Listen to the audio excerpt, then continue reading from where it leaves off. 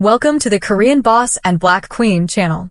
This channel will bring you powerful love stories between Korean men and Black women, filled with passion, tension, forbidden attraction, tender moments, and even dark sides. Enjoy listening. Please subscribe to the channel to hear more great stories. The mafia boss who married the woman he was supposed to kill the night I was ordered to kill a witness. I ended up marrying her instead. That sentence still sounds insane when I replay it in my head because men like me do not get married for love, and we definitely do not spare witnesses. In my world, witnesses disappear. Quietly. Permanently. That was the rule long before I became the man responsible for enforcing it. It started in a warehouse near the Busan harbor, the kind of place that smells like rust, salt water, and secrets that should never reach daylight. 1 hour earlier, one of our problems had been solved. A politician who had been taking money from too many enemies had been permanently removed from the board. Clean job. No noise. No cameras. Exactly how my organization prefers things done. I was already preparing to leave when one of my captains hurried toward me, his face tight with a kind of tension that only appears when something has gone wrong. "Boss," he said quietly, "there is a witness." The word hung in the cold air like a loaded gun. I stared at him without speaking. In our line of work, a witness means paperwork, investigations, attention from people who carry badges instead of knives. It also means the simplest solution in the world. "Police?" I asked. "Not yet," he replied. "Just a woman." She saw everything. Within minutes, I had a file on my phone. Her name was Amara Johnson, a Black woman living in Busan on a temporary visa. No criminal record. No powerful connections. Just a stack of exhausting jobs that kept her barely above water. Waitress during the day. Cleaner in the evening. Night clerk at a small warehouse not far from the harbor. According to the background report, she was also raising her younger brother alone. 16 years old. Heart condition. Expensive medication. The kind of story that fills charity commercials, but means nothing in the world I control. My superiors did not waste time with sympathy. The order came through one sentence. Silence the witness. By midnight, I was standing outside a crumbling apartment building in a quiet neighborhood where the streetlights flickered like they were tired of trying. The hallway smelled like instant noodles and cheap detergent. When she opened the door, I expected screaming. People usually panic when they realize a stranger like me has found them. Instead, Amara Johnson looked at me with tired eyes and folded her arms like she had been expecting this moment all evening. "If you came to kill me," she said calmly, "do it fast. My brother has school tomorrow." For the first time in years, my finger hesitated before pulling a trigger. In that silence, I realized something strange. Killing her would solve one problem. Protecting her might solve many more. So I lowered the gun slightly and gave her an offer no sane person would expect from a man like me. "Marry me," I said, "and nobody will ever touch you." The marriage happened faster than most people sign a rental contract. By the next afternoon, Amara Johnson was legally my wife. No flowers. No ceremony. Just a government office that smelled like old paper and a clerk who did not bother looking up from her computer when we signed the documents. I have signed deals worth millions with less certainty than the signature Amara placed on that form. She did not ask about my business. She did not ask about my money. The only thing she asked was one question before the pen touched paper. "My brother stays with me," she said firmly. "Where I go, he goes." I nodded once. Done. That was the entire negotiation. 2 hours later, she stepped into the penthouse apartment that sat on the top floor of one of the tallest buildings overlooking Busan Harbor. Floor-to-ceiling windows. Marble floors. Private security. The kind of place where silence feels expensive. Amara walked in carrying one worn suitcase and looked around without any visible reaction. Most people freeze when they see how I live. She simply placed the suitcase beside the couch and crossed her arms. "This is ridiculous," she said. I raised an eyebrow. "You expected a prison cell?" "I expected a cage," she replied. "Rich cages are still cages." Her brother Malik arrived later that evening, escorted by 2 of my security men who looked deeply confused by the entire situation. Malik was thin, nervous, and trying very hard to act brave in front of his sister. When he noticed the armed guard standing near the elevator, he swallowed hard, but did not say a word. Amara put a hand on his shoulder immediately. "Relax," she told him softly. "Apparently, we are royalty now." The sarcasm in her voice could have cut glass. The next few days were awkward in ways that violence never is. I knew how to handle rival gangs, corrupt officials, and men who tried to kill me in dark alleys. I did not know how to share breakfast with a woman who treated me like an inconvenience instead of a threat. One morning I walked into the kitchen expecting the usual silence of an empty home. Instead, I found Amara standing at the stove wearing one of my black shirts like it was a robe. She was cooking eggs while Malik sat at the counter scrolling through his phone. "You have staff for this," I said. She did not even turn around. I do not trust strangers cooking for my brother. They work for me. That is exactly the problem. No fear. No respect either. Just honesty that landed like a punch. A week after the marriage, I arranged medical tests for Malik at one of the best hospitals in the city. Heart specialists. Medication plans. Private monitoring. I did not mention it to Amara beforehand. In my world, solving problems quietly is the closest thing to kindness.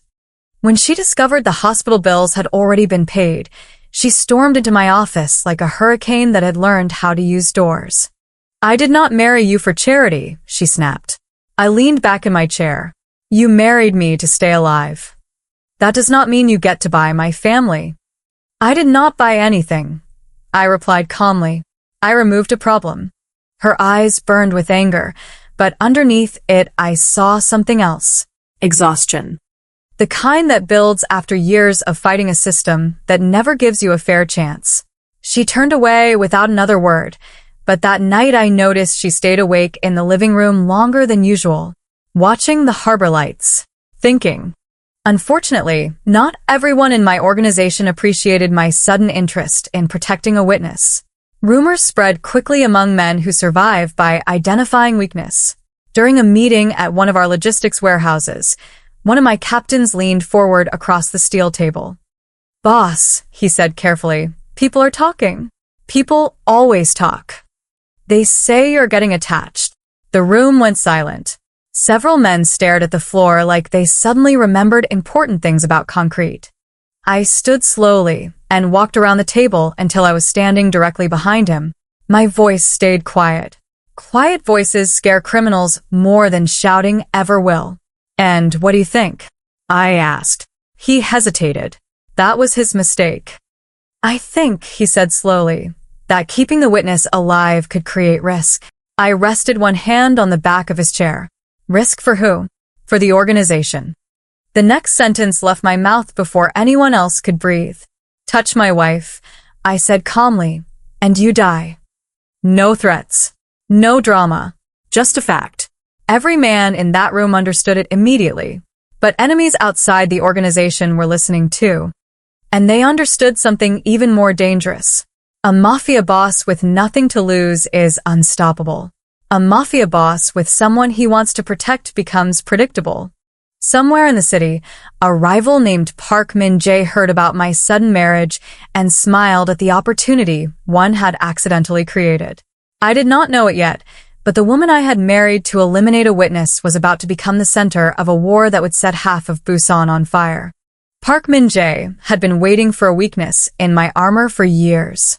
In our world, patience is a weapon sharper than any knife, and Park had built his reputation by waiting until the exact moment when an enemy believed himself untouchable. My sudden marriage gave him what he needed. News travels quickly through ports, warehouses, and smoke-filled backrooms where criminals pretend to be businessmen. Within days, every rival syndicate in Busan knew the same strange rumor. Kim Tae-sung, the man who had never spared a witness, had married one instead. To outsiders, it sounded absurd. To predators like Park, it sounded like opportunity. The first sign came 3 weeks after the marriage. Amara insisted on keeping some pieces of her old routine, even under constant security. She refused to become a decoration inside my penthouse. One afternoon, she left with two of my guards to pick up books for Malik from a small market near the university district. The trip should have taken 15 minutes. Instead, my phone rang before they even reached the bridge that connects the business district to the old neighborhoods. I recognized the voice of my security chief instantly. Calm voices during emergencies always mean the situation is worse than it sounds. "Boss," he said, "we have a situation." I was already standing before he finished the sentence. "Talk." 3 vehicles blocking the road.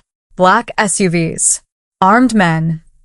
Gunfire cracked through the phone before he could say anything else. The line filled with the echo of bullets striking metal and concrete.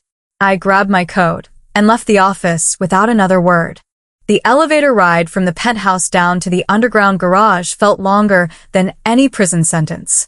When the doors opened, my driver was already waiting with the engine running. We reached the bridge in less than 6 minutes. By the time I arrived, the street looked like the aftermath of a small war. 2 SUVs were riddled with bullet holes, smoke drifting from shattered windows. One of the attackers lay unconscious beside the curb while the others had already retreated into the maze of narrow streets beyond the bridge. My guard stood near Amara's car with weapons drawn, scanning every corner for movement. When I stepped out of my vehicle, the entire scene froze for half a second.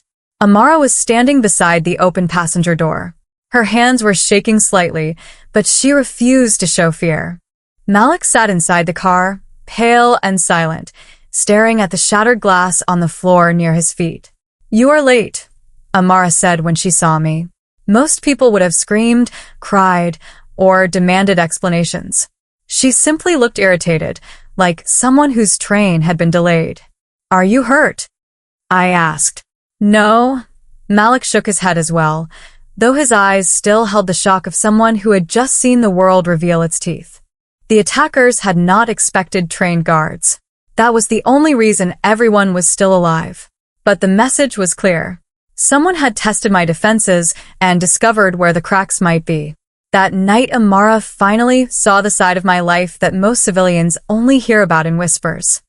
After Malik went to sleep, she stood on the balcony overlooking the harbor, arms wrapped tightly around herself as cold wind moved across the water.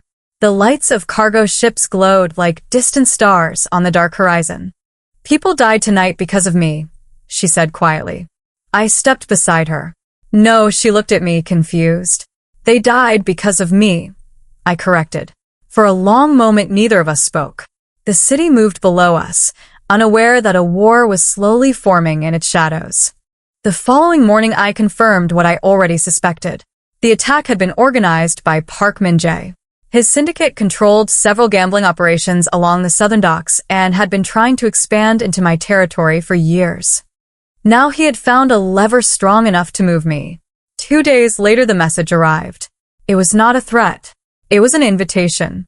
A phone was delivered to one of my warehouses with a single number programmed into the contacts. When I called it, Park answered immediately. "Congratulations on the marriage," he said pleasantly. "I hear she is very brave." "You are running out of time," I replied. "Not yet," he laughed softly. "In fact, I believe time is now on my side." He explained his terms like a businessman discussing a trade agreement. If I surrendered several shipping routes and withdrew my men from 2 major ports, the attacks would stop. If I refused, the next attempt would not fail. "Think carefully," Park said before ending the call. "Everyone has a price. Yours just happens to have a name." I did not tell Amara about the call, but secrets have a way of leaking through small cracks. That night, I noticed the penthouse security cameras had been replayed multiple times from the control system. Someone had accessed the recording from the bridge attack. Only 2 people in the building had permission to do that. When I entered the living room, Amara was sitting on the couch with the laptop open in front of her. The pause screen showed the moment when gunfire first erupted beside her car. "You were going to trade your territory for me," she said quietly. I did not answer. Her eyes filled with a complicated mixture of anger and disbelief. "You cannot do that. People work for you. They depend on you. That is not your concern. It became my concern the moment you dragged me into this life." We argued for nearly an hour. She accused me of treating the city like a chessboard. I accused her of underestimating the danger surrounding her. Eventually, the argument ended the way most arguments with Amara ended, with silence and stubborn determination. The next morning, she was gone. The security team thought she had simply taken Malik to school. But when they checked the cameras, they discovered something else. Amara had left alone before sunrise. No guards. No car from my fleet. Just a taxi heading toward the industrial district. By the time I reached the security room, one of my technicians had already located the final camera recording. The screen showed Amara stepping out of the taxi beside an abandoned warehouse near the southern docks. A black sedan waited nearby. Park Min-jae stood beside it. She walked toward him without hesitation and opened the car door herself. Before getting inside, she looked once at the security camera mounted above the street. It was impossible for her to know I would eventually watch that recording. But when her eyes met the lens, they carried the calm determination of someone making a choice. Then she disappeared into the car, leaving me staring at the screen with a realization that hit harder than any bullet. I thought I was protecting her, but she had just sacrificed herself to protect me. The moment I realized Amara had walked into Park Min-jae's trap on purpose, something inside me changed. People like me are used to anger. Violence is simply a language we speak fluently. But what I felt watching that camera footage was something colder than rage. It was the kind of quiet fury that makes careful men disappear and cities burn overnight. Within minutes, the penthouse filled with my captains, security chiefs, and lieutenants. No one asked why they had been summoned. The look on my face was explanation enough. I stood at the head of the long glass table while the screen replayed the final seconds of the recording again and again. Amara stepping from the taxi. Park waiting beside the sedan. The door closing. Silence swallowed the room when the footage ended. I turned to the men who had spent years surviving under my command. "We're going to war," I said. Orders moved faster than bullets that night. Every warehouse, dock, and transport hub under my control activated at once. Cargo trucks that normally carried electronics and machinery were loaded with weapons. Security teams doubled their patrols along every major road entering the harbor district. Rival smugglers who had once refused to take sides suddenly found their phone lines filled with calls reminding them exactly who controlled the flow of money through the city. Within 2 hours, Busan's underworld knew something massive had shifted. When a man like me begins moving pieces across the board, everyone feels the ground shake. Meanwhile, a 40-year-old Korean crime boss, Park Min-jae, with a refined but sinister appearance, smooth, well-maintained face, dark brown, neatly styled hair, wearing an expensive tailored dark gray suit, believed he had already won. Amara was brought to one of his largest warehouses near the southern docks, a massive concrete structure surrounded by stacked shipping containers and rusted cranes. The place looked abandoned from the outside, but inside it was crawling with armed men who believed their boss had just captured the only leverage he needed. A 22-year-old black woman, Amara Johnson, with natural beauty, warm, deep brown skin, long, dark brown hair styled in loose natural waves, wearing simple but practical clothing, a fitted beige or neutral tone top, sat in a chair under a single hanging light, her hands bound behind her back. A 40-year-old Korean crime boss, Park Min-jae, with a refined but sinister appearance, smooth, well-maintained face, subtle smirk, sharp, observant, slightly hooded eyes, dark brown, neatly styled hair, wearing an expensive tailored dark gray suit, paced slowly in front of her with the relaxed confidence of someone who thought the ending had already been written. "You surprised me," he admitted with a smile. "Most people would not walk into captivity so calmly." Amara shrugged slightly. "Your men were going to keep attacking until someone died. I thought I could save everyone some time." Park studied her face carefully. "You think Taesung will surrender territory to save you?" She laughed quietly, which seemed to irritate him more than if she had screamed. "You clearly do not know him." Park leaned closer. "Everyone breaks eventually." Amara met his eyes without hesitation. "You are wrong. Taesung does not break. He burns everything around him first." Across the city, my convoy of black vehicles cut through traffic like a blade. Armed men filled every seat, silent and focused. I sat in the front passenger seat with a tablet showing the surveillance feeds my network had gathered around Park's territory. Drone cameras circled above the harbor cranes, transmitting images of the warehouse compound. Guards at every entrance. Snipers on the roof. Dozens of armed men inside. A 40-year-old Korean crime boss, Park Min-jae, with a refined but sinister appearance, smooth, well-maintained face, dark brown, neatly styled hair, wearing an expensive tailored dark gray suit, had prepared carefully for a negotiation he believed would happen on his terms. What he had not prepared for was the possibility that I would refuse to negotiate at all. We arrived just after midnight. The docks were quiet except for the distant hum of cargo ships moving through the dark water. My men spread through the maze of containers like shadows while the drone camera hovered above the warehouse roof. I watched the live feed for several seconds before speaking. No warning shots, I said calmly. No negotiations. My lieutenant nodded. Understood. The first explosion shattered the silence, like thunder splitting the sky. One of Park's guard towers erupted into flames as a rocket tore through its steel frame. Gunfire followed instantly from every direction. My teams moved in waves, sweeping through the outer perimeter with brutal precision. Bullets sparked against metal walls while alarms screamed across the docks. Inside the warehouse, chaos erupted as Park's men rushed for weapons and defensive positions. None of them had expected an attack this fast.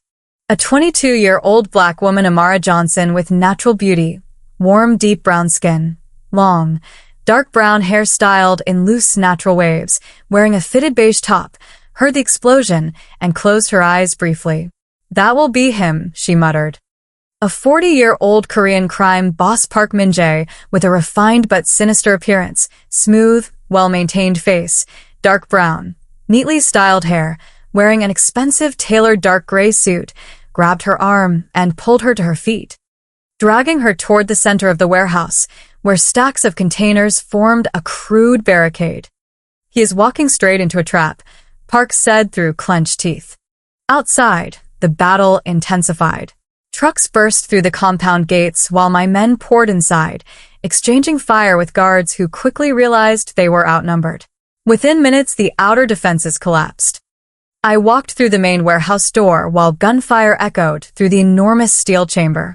Bodies lay scattered between forklifts and crates as smoke drifted toward the ceiling.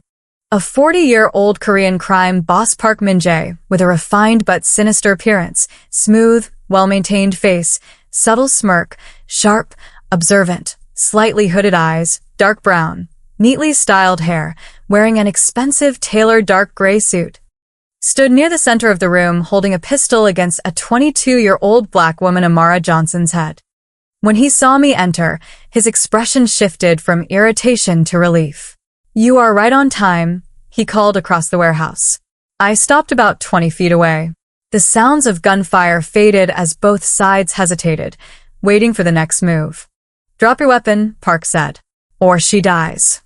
For a moment, everything slowed. Amara looked directly at me, her expression calm despite the gun pressed against her temple. She shook her head once, slowly. "Do not choose me," she said softly.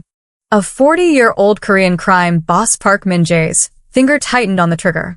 My hand moved before anyone could react. One shot cracked through the warehouse, the sound echoing like thunder against the steel walls. A 40-year-old Korean crime boss, Park Min-jae's body jerked backward as the bullet struck his chest. His pistol fired harmlessly into the air while he collapsed beside the chair that had held a 22-year-old black woman, Amara Johnson, minutes earlier. Silence spread across the room as the last echoes faded. The war that had been building for weeks ended in that single second. The shot echoed through the warehouse long after a 40-year-old Korean crime boss, Park Min-jae's body hit the concrete floor. For a few seconds, nobody moved. The men who had been fighting only moments before stood frozen, staring at the man who had just controlled half the southern docks. Now, he was just another corpse, lying under a flickering warehouse light. In our world, power disappears faster than smoke. One moment you are feared. The next moment you are a warning to everyone else. I walked forward slowly. A 22-year-old black woman, Amara Johnson, with natural beauty, warm, deep brown skin, long, dark brown hair styled in loose, natural waves, wearing a fitted beige top, was still tied to the chair, breathing hard, but trying not to show it. One of my men cut the ropes around her wrists. She rubbed them briefly, and then looked at me with the same stubborn calm that had annoyed me the night we met. "You really did burn the city," she said quietly. "Only the parts that deserved it," I replied. Around us, my men were already securing the building. A 40-year-old Korean crime boss, Park Min-jae's surviving guards had dropped their weapons once their leader fell. Nobody wanted to die for a man who could no longer pay them. The war that had been building in the shadows of Busan had ended in less than an hour. But victory in my world never comes without consequences. 3 days later, I sat in a private room inside one of our organization's headquarters in Seoul. The men sitting across the table were older, richer, and far more dangerous than the soldiers who had fought at the docks. They were the ones who controlled the network above me, the men who believed emotions were a luxury criminals could not afford. One of them leaned forward slightly. His voice was calm, almost bored. "You destroyed a rival syndicate in a single night," he said. "Impressive." I waited. "But you also started a war over a woman." The accusation hung in the air. "A boss cannot afford attachments," another man added. "Love creates weakness." For the first time in many years, I did not bother pretending they were wrong. Maybe they were right. Maybe loving someone in a world like ours was the most dangerous mistake a man could make. But some mistakes are worth making.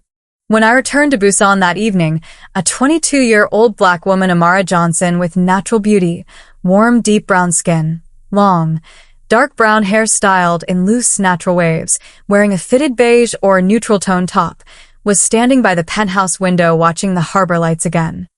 A 16-year-old black teenage boy, Malik Johnson, with a thin, slightly fragile build, youthful face with soft features, large curious eyes, and a slightly tired expression, short curly black hair, natural and unstyled, wearing simple casual clothes, hoodie, jeans, sneakers, was in his room studying for school exams, completely unaware of how close his life had come to ending weeks earlier. Amara turned when she heard me enter. "So," she said, "was our marriage just a security arrangement?" I took a moment before answering. The truth felt unfamiliar on my tongue. "It started that way," I admitted. "It did not stay that way." She studied my face carefully, as if deciding whether to believe me. In the months that followed, my life began to change in ways I never expected. I sold several of the most dangerous operations under my control and shifted the organization toward legitimate logistics and security businesses. It was not redemption. Men like me do not suddenly become saints. But it was a step away from the endless cycle of blood that had defined my entire life. A year later, a 16-year-old black teenage boy, Malik Johnson, with a thin, slightly fragile build, youthful face with soft features, large curious eyes, and a slightly tired expression, short curly black hair, natural and unstyled, wearing simple casual clothes, hoodie, jeans, sneakers. His health had improved, and a 22-year-old black woman, Amara Johnson, with natural beauty, warm, deep brown skin, long, dark brown hair styled in loose, natural waves, wearing a fitted beige or neutral tone top, had opened a small community center that helped immigrant families find housing and legal work in the city. One evening, she stood outside the building, watching children play near the entrance. "You know something?" she said with a faint smile. "What?" "Marrying a mafia boss was probably the worst decision of my life." I looked at her. "Do you regret it?" She laughed softly. "No," she said. "But do not expect me to obey you." I never wanted her to. Because the truth is simple. The night I was supposed to kill her, I thought I was sparing a witness. Instead, I accidentally saved my own life. That is how the strangest decision of my life turned into the only thing that ever gave my life meaning. I was supposed to erase a witness and protect my empire. Instead, I protected one stubborn woman who refused to fear me, and somehow she changed the direction of everything I had built. The city still remembers the night the docks burned, but I remember something else entirely. I remember the moment I realized power means nothing if you have no one worth protecting. Now I want to hear from you. If someone offered to marry you just to save your life, would you accept the deal or would you run the other way? Let me know your answer in the comments below. And if you enjoyed this story, do not forget to like the video, subscribe to the channel, and turn on notifications so you do not miss the next dramatic story. Your support helps bring more powerful stories like this to life.